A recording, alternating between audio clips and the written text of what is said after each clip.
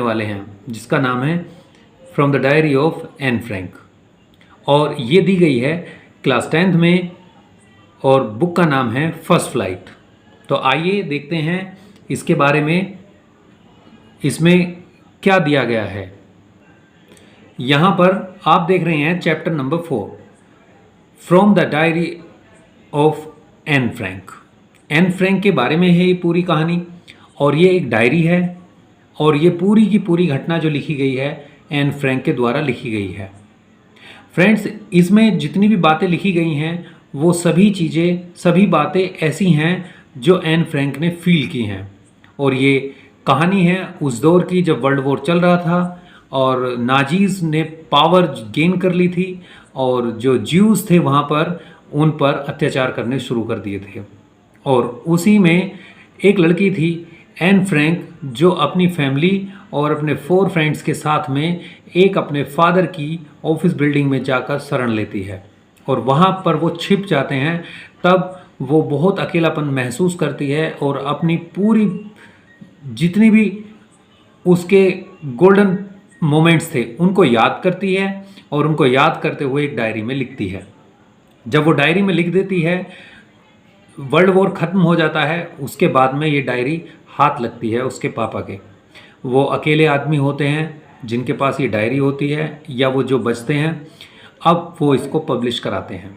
अलग अलग लैंग्वेजेस में ये पब्लिश होती है डायरी, और ये कई जगहों पर पढ़ी जाती है, कई देशों में ये पसंद की जाती है, और इस पर तरह तरह के थिएटर्स, मूवीज़, सीरियल्स बनाए जाते हैं। तो दोस्तों, अब हम इसके बारे में पढ़ने वाले हैं डिटेल में। आइए शुरू करते हैं। सबसे पहले आप यहाँ पर जो देख रहे हैं, यहाँ एन फ्रैंक की ये फ़ोटो है, और ये फ़ोटो क्या कहती है, एक्चुअली यही फ़ोटो ऐसी है जो एन फ्रैंक की पूरी दुनिया में फेमस है। सबसे ज़्यादा फेमस यही फ़ोटो है। एक्चुअली इसने क्या हुआ, इसमें जैसे लिखा हुआ है, this is a photo as I would wish myself to look all the time. यही वो फ़ोटो है जिसको मैं हमेशा देखना चाहती हूँ। Then I would maybe have a chance to come to Hollywood. और कहती है कि तब मैं हॉलीवुड में जो है एक मुझे चांस मिले। एन फ्रैंक 10 अक्टूबर 1942 इसकी ये बर्थ डेट है, और हम इसके बारे में पढ़ रहे हैं। तो फ्रेंड्स, यहाँ पर इसको पढ़ने से पहले हमें इसका बेसिक जानना ज़रूरी है कि ये आखिर इसके पीछे का बैकग्राउंड क्या रहा है। एनेलीज मैरी एन फ्रैंक इसका पूरा नाम है, और जून 1929 फरवरी, और यहाँ पर जो लिखा है, and was a German Jewish girl who wrote while hiding with her family and friends in Amsterdam during the German occupation of Netherlands in World War II। World war second का टाइम था, और इसने अपने friends के साथ में और ख़ुद को अपनी फैमिली के साथ में छिपा कर रखा था, क्योंकि ये एक जूइश लड़की थी, एक जर्मन लड़की थी, और वहाँ पर वर्ल्ड वॉर सेकेंड चल रहा था। एंड आगे देखते हैं, family had move to Amsterdam after the Nazis gain power Germany but were trapped with the Nazis occupation extended। अब क्या हुआ था, ये सभी लोग जो थे एम्स्टर्डम जाकर शिफ्ट हो गए थे, क्योंकि इन्हें अपनी जान बचानी थी। वहाँ पर ये चले गए थे, लेकिन हुआ क्या, नाजीज ने पावर गेन की और जर्मनी में, और फिर उन्होंने जो है ना सबको ढूंढ ढूंढ कर मारा। आगे देखते हैं, Nazis occupation extended the Netherlands as persecutions against the Jewish population increased. The family went in hiding in July 1942 in hidden rooms in her father Otto Frank office building। और क्या बताया जाता है इसमें बताया जाता है कि ये ज्यूज की संख्या बढ़ती जा रही थी, और उनका जो है कत्लेआम मचा हुआ था, वर्ल्ड वॉर चल रहा था, और इस तरह से जो है ना वहाँ पर लोग अपनी जान बचा बचा कर जा रहे थे। इन्हीं में ओटो फ्रैंक, मतलब एन फ्रैंक के फादर ओटो फ्रैंक, अब ओटो फ्रैंक जिसमें काम करते थे, जिस बिल्डिंग में काम करते थे, ये जाकर उसमें छिप जाते हैं। After 2 years in hiding the group was betrayed and transported to the concentration camp system where Anne died of typhus in Bergen-Belsen within days of her sister Margot Frank, her father Otto, the only survivor of the group, returned to Amsterdam after the war ended. अब क्या हुआ, ये जाकर उस building में जब छिप जाते हैं तो वहाँ पर किसी ने इनको धोखा दे दिया, और जब धोखा दे दिया इनको पकड़वा दिया गया, और इनमें से सिर्फ और सिर्फ इसके पापा बचते हैं, इसके फादर बचते हैं, Otto Frank. The only survivor थे ये वहाँ पर ओनली सर्वाइवर थे, सिर्फ यही एक ऐसे व्यक्ति थे उस पूरे ग्रुप में जो जान बचाने के लिए छिपे हुए थे, जो बची थी जिनकी जान। And return to Amsterdam after the war ended, और फिर बाद में जब वॉर ख़त्म हो गया फिर वो एम्स्टर्डम लौट गए थे। To find that her diary had been saved, convinced that it was a unique record, he took action to have it published English under the name The Diary of a Young Girl। बाद में इसके father के हाथ में ये diary लगती है, क्योंकि ये तो मर चुकी थी टाइफस नाम की बीमारी से, और वहाँ पर उसके बाद में इसके पापा इस डायरी को छपवा देते हैं, पब्लिश करा देते हैं, और क्या नाम देते हैं इसको, the diary of a young girl, इस नाम से ये छाप दी जाती है। The diary was given to Anne Frank for her 13th birthday and chronicles the events of her life from 12th June 1942 until final entry of 1st of August 1944. It was eventually translated from original Dutch into many languages and became one of the world's most widely read books.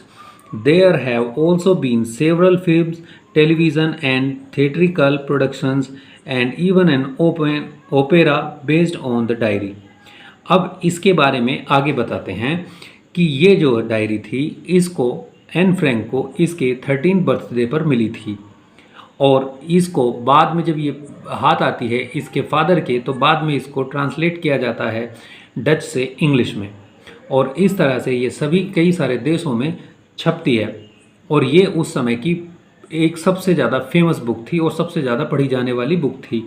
और क्या होता है इसमें, इसके ऊपर बहुत सारे serials बनाए जाते हैं, थिएट्रिकल प्रोडक्शंस बनते हैं, टेलीविज़न शो बनते हैं, इवन एन ओपेरा भी बनाया जाता है, और इसी डायरी पर वो बेस्ड होते हैं। Describes as a work of mature and insightful mind, और ये क्या था, ये मैच्योर और इंसाइटफुल माइंड था। The diary provides an intimate examination of daily life under the occupation. Anne Frank has become one of the most renowned and discussed of the Holocaust victims। और ये जो डायरी थी वो सबसे ज़्यादा discuss की जाने वाली डायरी थी उस समय की। मतलब आगे देखते हैं। अब तक हमने इसका बैकग्राउंड समझा। इस बैकग्राउंड के बाद में अब हम मेन टॉपिक पर आते हैं। मेन टॉपिक पर ये जो लिखना इसके बारे में बताया गया है, क्या लिखती है ये और इसके बारे में क्या लिखा है। Writing in a diary is a really strange experience for someone like me, not only because I have never written anything before, but also because it seems to me that later on neither I nor anyone else will be interested in the musings of 13-year-old schoolgirl। ये इसमें लिखा है कि writing करना, एक diary को लिखना एक बहुत स्ट्रेंज बात है, एक अलग ही एक्सपीरियंस है मेरे लिए, क्योंकि मुझे लगता है मैं ही नहीं बल्कि कोई और भी इस डायरी को पढ़ने में इंटरेस्ट क्यों लेगा, क्योंकि मैं एक 13 साल की लड़की हूँ। मतलब 13 साल की लड़की के विचारों को पढ़ने में कौन इंटरेस्ट दिखाएगा। Musing of 13 years old school girl, oh well it doesn't matter, I feel like writing and I have an even greater need to get all kinds of things off my chest। फिर आगे बताते हैं कि इससे क्या फ़र्क पड़ता है। इट डजेंट मैटर, इसमें कोई बात नहीं। आई फील लाइक राइटिंग, मुझे लिखने का मन करता है और मुझे लगता है कि मुझे लिखनी चाहिए। Get all kinds of things of my chest, ताकि मैं अपने पूरे मन का बोझ इस पर डाल सकूं, मतलब मैं अपने सारे दिल की बात कह सकूं। पेपर हैज़, ये लिखती है जो कि लर्नर्स, जो कि सबसे ज़्यादा फेमस लाइन है इस चैप्टर की। वो ये है, paper has more patience than people. अब ये जो है paper has more patience than people, मतलब पेपर में ज़्यादा धैर्य होता है इंसानों की अपेक्षा, मतलब इंसानों से कहीं ज़्यादा धैर्य होता है एक पेपर में। I thought of this saying on one of those days when I was feeling a little depressed and I was sitting at home with my chin in my hands। और ऐसा मुझे तब महसूस हुआ जब मैं बिल्कुल अकेली अपने ठोड़ी पर, अपने चिन पर हाथ रखे बैठी सोच रही थी और अपनी सोच में डूबी हुई थी। बोर्ड एंड लिस्टलेस, और उदासीन थी, बोर हो रही थी, क्योंकि अब आगे wondering whether to stay in or go out, और ये भी सोच रही थी कि मुझे जाना बाहर ज़्यादा सही रहेगा या अंदर ही रहना। Finally stayed where I was, और मैं वहीं रुकी जहाँ पर मैं थी। ब्रूडिंग मतलब सोचती रही, yes paper does have more patience, और ये सोचती रही कि हाँ पेपर में ज़्यादा धैर्य होता है। And since I am not planning to let anyone else read this stiff backed, और मुझे लगता है कि मैं इसको किसी को पढ़ने नहीं दूंगी। Notebook grandly refer to as a diary, जो कि एक डायरी के तौर पर मैं लिख रही थी। Unless I should ever find a real friend, जब तक कि मैं कोई रियल फ्रेंड ना ढूंढ लूँ। It probably won't make a bit of differences. अब आगे, हाँ शायद इससे थोड़ा सा अंतर पड़े। Now I am back to the point that prompted me to keep a diary in the first place. I don't have a friend. अब मैं पॉइंट पर आती हूँ जिसने मुझे तत्पर किया, जिसने मुझे उकसाया लिखने के लिए, ये डायरी रखने के लिए। सबसे पहली बात, आई डोंट हैव फ्रेंड, मेरे पास कोई फ्रेंड नहीं है। तो इसमें हमने समझा पूरी स्टोरी एन फ्रैंक के ऊपर है। एन फ्रैंक के बारे में बताया, उसकी मार्गोट उसकी सिस्टर होती है, ओटो फ्रैंक उसके फादर होते हैं, खुद एन फ्रैंक है, इसकी कुछ फ्रेंड्स होते हैं। सभी लोग इसके फादर की ऑफिस बिल्डिंग में छिप जाते हैं जान बचाने के लिए। डायरी हाथ आती है इसके फादर के, और वो डायरी इसके पापा छपवाते हैं, और उसमें कुछ चीज़ें जो लिखी हुई हैं एन फ्रैंक के द्वारा, उनको हम यहाँ पर डिस्कस कर रहे हैं। एन फ्रैंक बताती है डायरी लिखना अपने आप में एक अलग ही एक्सपीरियंस है, क्योंकि मैं 13 साल की कोई स्कूल गर्ल हूँ और मेरे विचारों को पढ़ना कौन पसंद करेगा, यहाँ तक कि मैं भी पसंद नहीं करूँगी। और वो ऐसा कहती है आगे कि पेपर के अंदर मतलब कागज़ में ज़्यादा धैर्य होता है लोगों से। अब यहाँ पर इसका सेंस है कहने का कि हम अपनी बात किसी इंसान से कह दें तो वो बात कहीं से कहीं पहुँच जाएगी या उसका कुछ रिएक्शन हो जाएगा, बट हम पेपर को कोई बात बताते हैं, पेपर पर कोई लिखते हैं तो उसका कोई फ़र्क नहीं पड़ेगा, वो बहुत धैर्यवान होता है पेपर। और आगे जो है इसमें बताया जाता है, आगे देखते हैं। Let me put it more clearly since no one will believe that a 13-year-old girl is completely alone. मुझे क्लियर करने दो, किसी को ये समझ में नहीं आएगा कि कोई 13 साल की लड़की कैसे अकेली रह सकती है। इस दुनिया में कोई 13 साल की लड़की कैसे अकेली रह सकती है। एंड आई एम नॉट, और मैं नहीं हूँ। I have loving parents and 16-year-old sister and there are about 30 people I can call friends.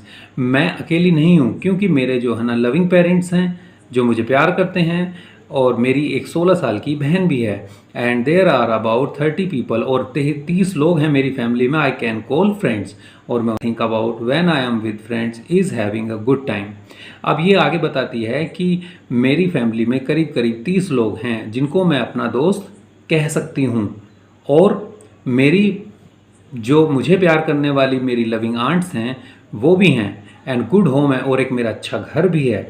No one on the surface, कोई भी ऊपरी तल पर नहीं है। I seem to have everything, और मैं ऐसी लगती हूँ जैसे मेरे पास सब कुछ हो, except my one true friend. किसके अलावा? सिर्फ एक अच्छे और सच्चे दोस्त के अलावा मेरे पास सब कुछ है। All I think about when I am with friends is having a good time. मुझे लगता है जब मैं अपने दोस्तों के साथ होती हूँ तो वो मेरा टाइम सबसे अच्छा होता है। I can't bring myself to talk about anything but ordinary everyday things. वैसे तो मैं खुद बहुत बात करती हूँ और कुछ साधारण बात टॉपिक्स पर भी बात करती हूँ. We don't seem to be able to get any closer.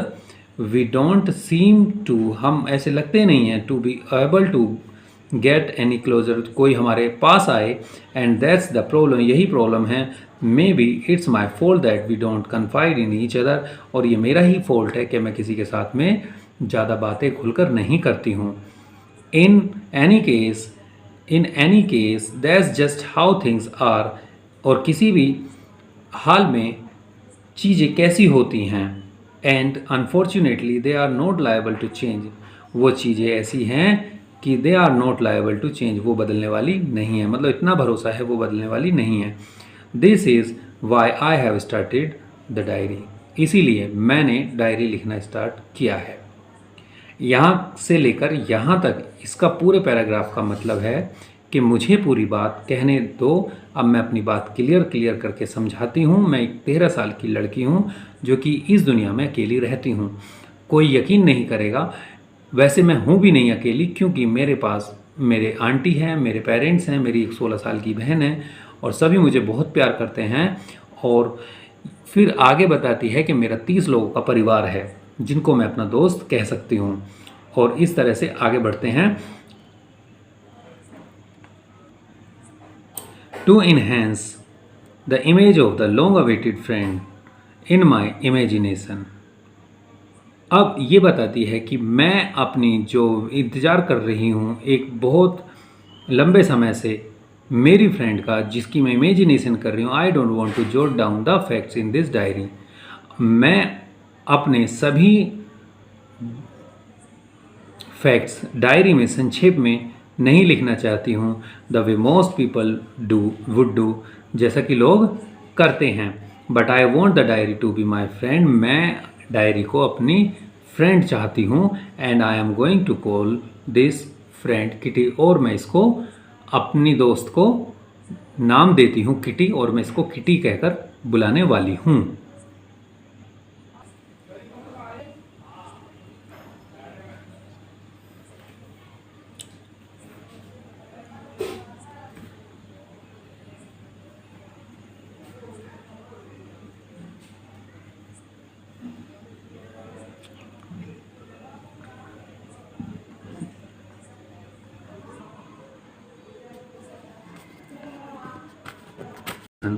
So my birthday paused with little celebration.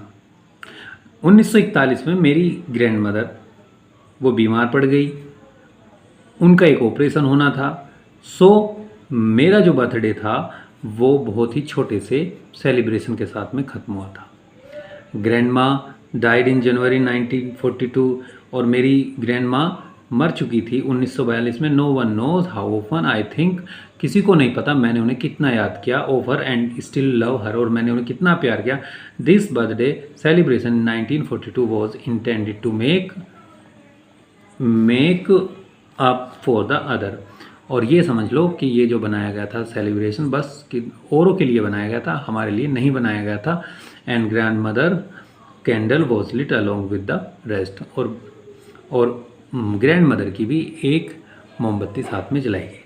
The 4 of us are still doing well. हम सभी अच्छा कर रहे थे चारों. And that brings me to the present date of 20th June 1942. हम सब अच्छा कर रहे थे और फिर उसके बाद में एक डेट जो कि लेकर आती है 20 जून 1942 and the Solomon dedication of my diary, जो कि मेरी डायरी के लिए डेडिकेशन था. ऐसे ही इसमें ओरल कॉम्प्रीहेंशन चेक दिए गए हैं. Why does N provide a brief sketch of her life. What tells you that N loved her grand mother. हम ये क्वेश्चन दोनों ऐसे हैं जो इन्हीं में इसके आंसर छिपे हुए हैं. Why does N provide a brief sketch of her life. Anne Frank ने अपना क्यों ब्रीफ स्केच दिया. दूसरा क्वेश्चन है what tells you that N loved her grand mother. आप कैसे कह सकते हैं कि ग्रैंड मदर से एन फ्रैंक बहुत प्यार करती थी.